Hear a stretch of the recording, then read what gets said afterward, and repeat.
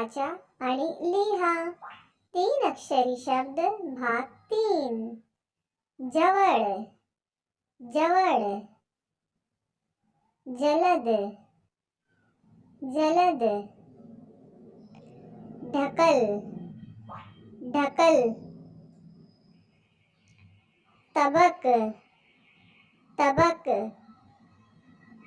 दगड, दगड. दळण, दळण. धरण, धरण. नगद, नगद.